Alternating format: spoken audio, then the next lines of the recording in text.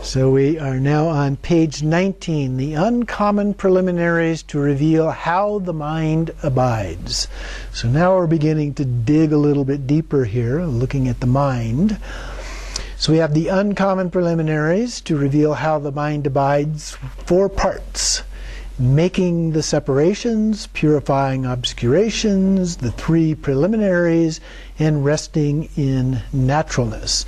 So what we're getting into here is the Khorde Rushen. Okay? And so the first one is making the separations of samsara and nirvana, which is basically the definition of Khorde, or translation of Khorde Rushen. For the 3 practices of making the separation, go to an empty place without people. Those are getting harder and harder to find, but you can find some. Sometimes in your own house or apartment can be the best. Offer a torma to the local guardian spirits, then feel that you are going to do the practices of separating samsara and nirvana for the benefit of sentient beings. So this is the altruistic intention here. So then we have the 3 parts of this, body, speech, and mind. With your body in the posture of a blazing fire vajra, meditate upon the union of the Guru on the crown of your head, recollecting the various activities of the 6 types of wandering beings. Perform all the actions that they do, including moving, staying, jumping, running, and so forth. At the end, perform the postures of the peaceful and wrathful deities, and so on. Now, you may recall these from Yeshe Lama when we were talking about that, and we find that section on page 23 in the text, 23 to 27 for this whole section that we're looking at here. And so,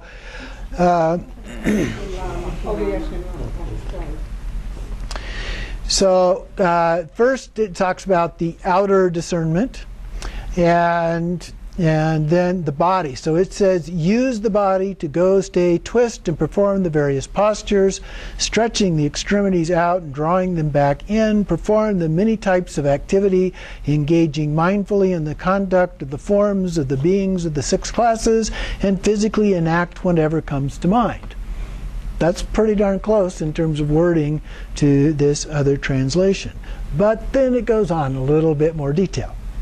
As stated, this will reverse the activities of the 3 doors that are generated through the karmic habits, eventually bringing them to a halt. To avoid the fault of the 7th downfall, namely exposing secret conduct, one must retreat to an isolated place where it is certain no passerby can observe you. So that the local guardians of the environment will not become jealous or disturbed while you engage in impulsive conduct, offer them a torma, entreating them to enact miraculous activities. Now, in order to benefit all sentient beings, think that you must engage in the practice of discerning samsara and enlightenment with this body, speech, and mind, and that hereafter rebirth in existence will not occur. Give rise to this intention. Then strip down to the bare flesh and take upon yourself the extreme heat and cold of the hells, the hunger and thirst of the deprived spirits, the mistreatment and abuse of animals, the birth, old age, sickness, and death of the humans, the warfare of titans, the exhaustion of merit and inevitable plunge of the gods. Make this a personal experience complete with the physical drama of running here and there, jumping, twisting, and flinging the extremities back and forth. In short, put to action whatever comes to mind by following one's impulses without restriction or focus.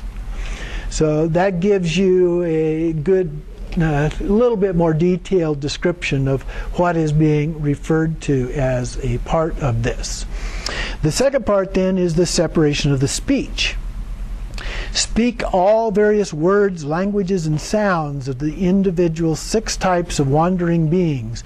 Then recite utterances like Hong and Pei. At the end, express the words of the Dharma.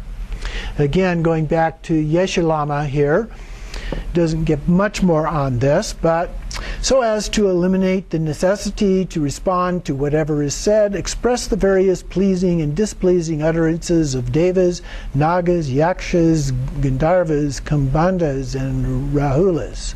In short, bring to mind and give expression to the dialects of the 6 classes. Thus, as taught, make idle, senseless chatter and repeat the sounds of various languages without the least concern for whatever should be accepted or rejected. So whatever you can imagine that might fit into that tends to fit those classes of beings, then you just shout those things out. The third part then is separation of the mind.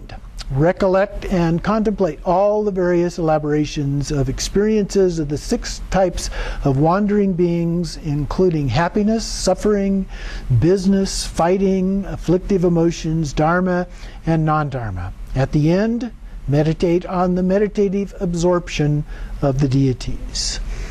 So continuing on here in Yeshe Lama, its description: cultivate a variety of mental states such as joy, displeasure, bliss, sorrow, permanence, impermanence, contemplation of the view, meditation, conduct, spirituality, worldliness, attachedness, hatred, delusion, virtue, non-virtue, and so forth. Thus, just as it is taught, forcefully invoking the proliferation of virtuous and non-virtuous recollections concerning the 3 times, past, present, future. The 3 doors, body, speech, and mind, will become quite weary, at which time one should rest and observe the nature of the ensuing state that has severed prideful complacency.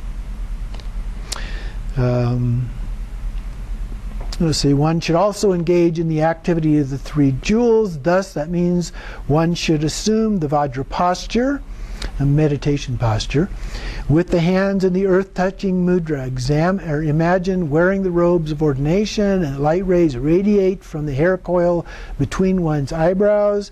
Engage in the peaceful conduct, such as gazing out about the length of a yoke or so, and the activity of speech to recite sutras, such as the Heart Sutra and others. Mentally analyze the words as well as the tenets of Prasangika, Madhyamaka philosophy. Likewise, assume wrathful postures with the play of the 9 characteristics of dance. Activity of the speech is to shout the sounds of rulu, rulu, hong, hong, pate, pate, and so forth. Train in the ability of your body and speech to adopt a variety of mannerisms.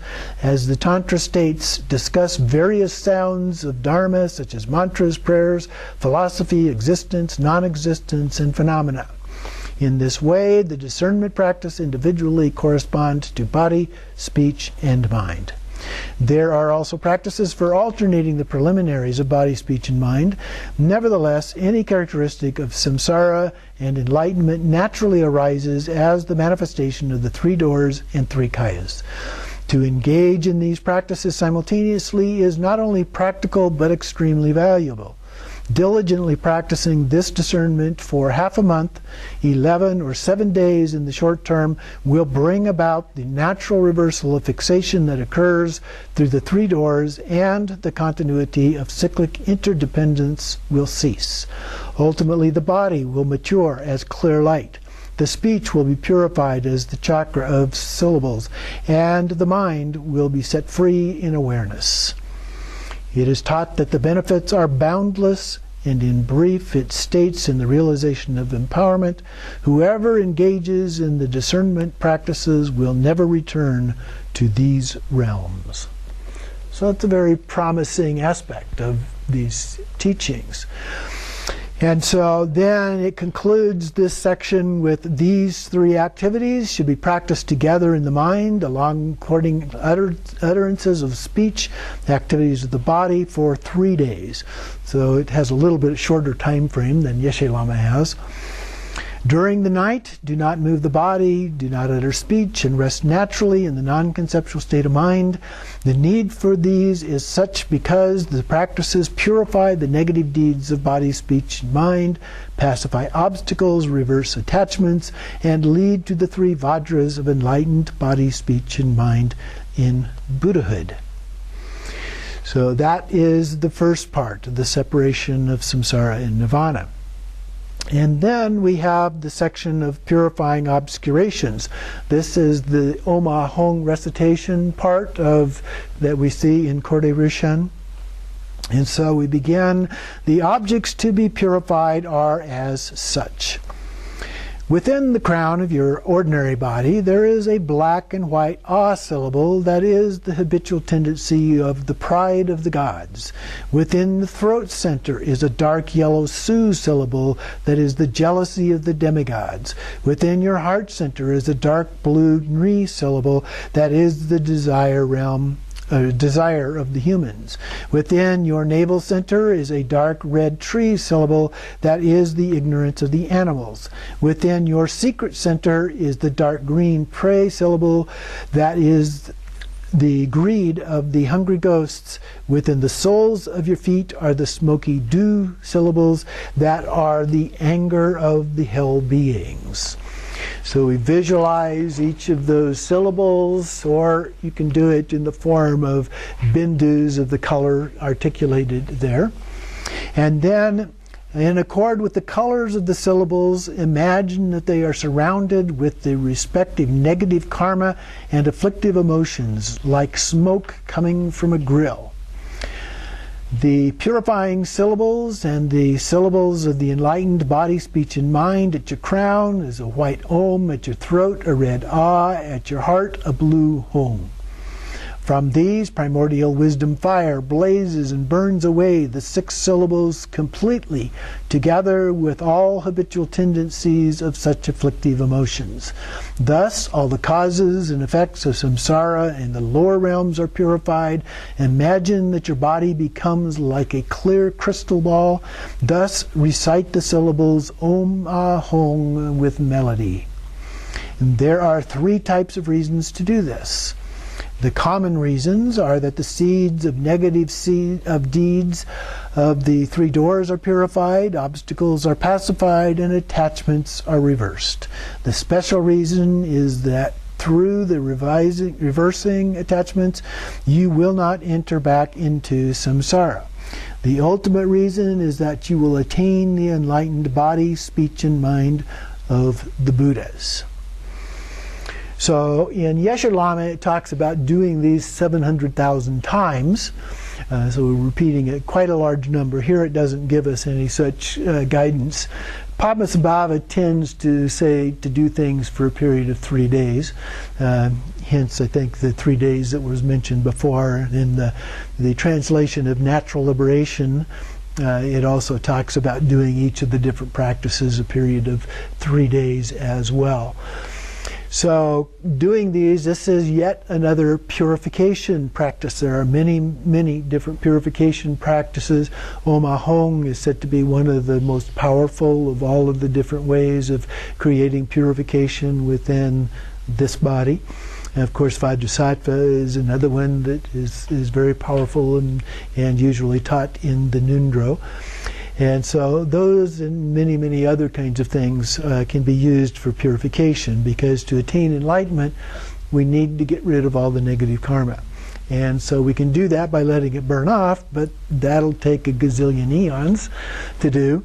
Not to mention, then we also have the problem of attaining more karma as we're moving along through that, which just extends the process. So doing purification practice is very important in order to get rid of all of that karma, so that we can actually achieve enlightenment in this lifetime, or at least relatively soon as a part of that. So next then we have the preliminaries of body, speech, and mind. And so first, what he refers to here as the preliminary of the body is the Vajra posture. And so we spread out the soles of the feet and bring the palms together at your crown. Now this is the Vajra posture, like the Dorje kind of shape that we try to imitate here as a part of this, as opposed to the meditation Vajra posture that we referred to a minute ago.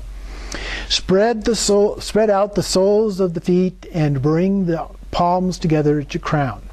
Meditate upon yourself as a single blue Vajra blazing with fire. The signs to accomplish are that your body feels like a house that is falling apart, your limbs tremble, heat is generated, and that your mind abides in the non-conceptual state. The reasons for doing this are threefold.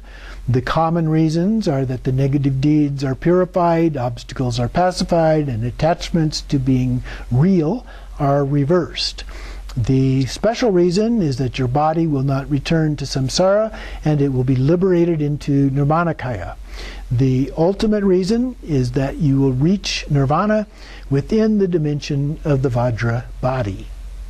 So we do that practice, and as you may recall from Yeshe Lama and other things that we've looked at, you do that and your heels are together, your legs are bent down, so the top of your body is like the top of the Vajra, and then your body is the center part, and then the body is your legs, which your knees are bent out and your heels are in together like this, so we have a kind of a Vajra shape, and then you maintain that as long as you can until you begin to kind of tremble and actually sit down or fall down as a part of that.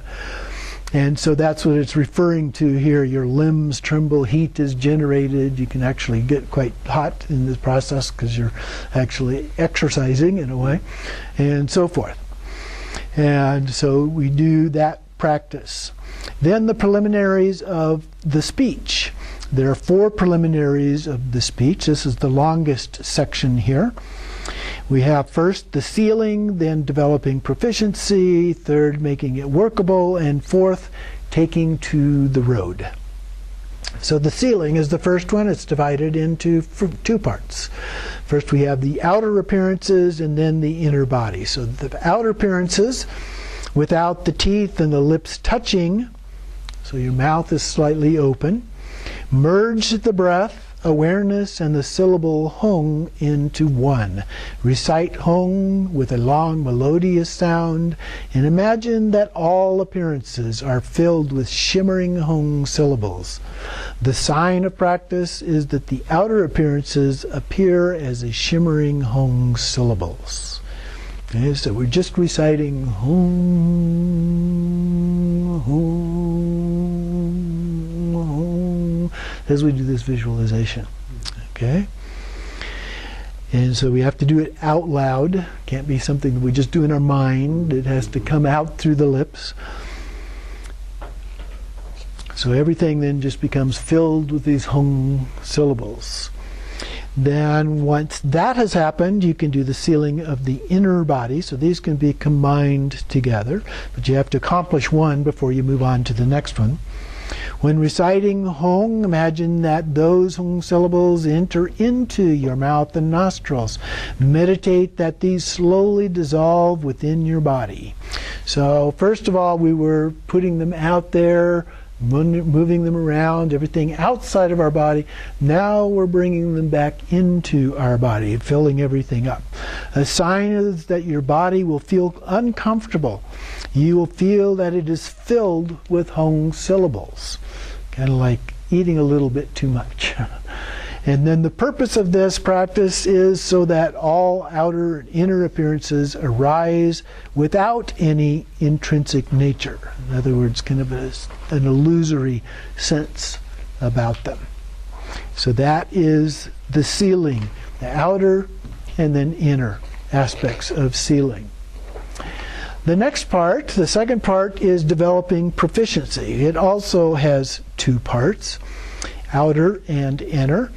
So first, the outer, developing proficiency in outer appearances. We imagine that a dark blue Hung syllables, blazing with fire, pass back and forth, up and down, fully through all outer forms, both large and small, as you recite the wrathful syllable Hung with great force. So this one, it's more of a, instead of a Hung, it's a Hung, Hung, Hung. Okay? And so it goes through all of these things, outside, inside, everything that's outer, okay, as a part of that. And then feeling that appearances are transparently clear and insubstantial is a sign of the practice. So it's basically cutting holes in everything and wiping everything out. Then the second part, with the same visualization, imagine that these syllables pass completely through your body. So now we're bringing them back inside, so that you, oh, must be a typo. So that it is completely insubstantial without any unevenness. So you are without any, you're insubstantial. That is, it's also wiped out, the body completely. The sign of the practice is that you experience your body like the appearance of the moon in water without any inherent nature. The reason for doing this is so that all appearances of outer and inner material reality are liberated into the rainbow-like luminosity. Okay? So you have to visualize these things happening, and it becomes a very clear image of what is going on as we are doing these things. The third part here then is making it workable. This one only has the one part. This one says to plant an upright stick before you. As you recite long Hung syllables, imagine that your mind, along with the visualized Hung syllables, climb up the stick, wrapping themselves around it. As these syllables reach the top of the stick, imagine that they are liberated free. Now this one's a little bit different than Yeshe Lama and some of the other texts that we've looked at. So you find your stick, whatever that may be, that you can put up there. And what we do is we visualize in that these Hung syllables are almost like marching out. And they're coming out together in a line, and they reach the stick, and then they gradually, it's almost like it has a curved stairway around it. You curve around, around, and round up to the top. Now, in some of the forms, then they reverse and they go back down and come back up into yourself. But in this one, once they reach the top, they're free. Okay? It's a little bit different form of liberation here. And the sign of the practice is feeling that your mind remains still wherever you focus it. The purpose for this is so that you will be able to manifest any visualization you imagine. Okay? So this is it reminds me of a Walt Disney cartoon or something. But it's imaginative, okay? And so we use our imagination to be able to do this, and it shows us the power of imagination. We can use our imagination to do very powerful kinds of things. The last one then in this section on speech is taking to the road. Before you imagine that you are a Hung syllable traveling along the road with a strong gait. Before you imagine you are a Hung syllable traveling along the road with the strong gait of a fearsome Raksha, kind of a demon. As you recite long Hung syllables, imagine that you travel back and forth, far and wide, to the peaks of the mountains and so forth, traveling throughout the outer universe without any end. The sign of having practice is giving rise to joy and sadness through such focus of the mind. This is done to control the path of the body and speech. So there are three types of reasons to do the preliminaries of speech. The first one, the common reasons are that the negative deeds of speech are purified, qualities are attained, and the attainment to things being real is reversed. The second one is the special reason is that your speech will not return to samsara and it will be liberated into the Sambhogakaya. The third one is that the ultimate reason is that you will reach nirvana within the dimension of the Vajra speech, the Buddhist speech, as a part of that. So that is a fairly condensed version of the Khandro Nyingtik. We're not completely through that yet, so next week we'll continue on and go through some more of these. But we do want to do these practices, so if you haven't done these practices, that should be an important part of your practice for this next week, to go through each of these that we've described here, and try to do these as many times as you can, as much time as you have available to do those within the other things that you have going on in your life.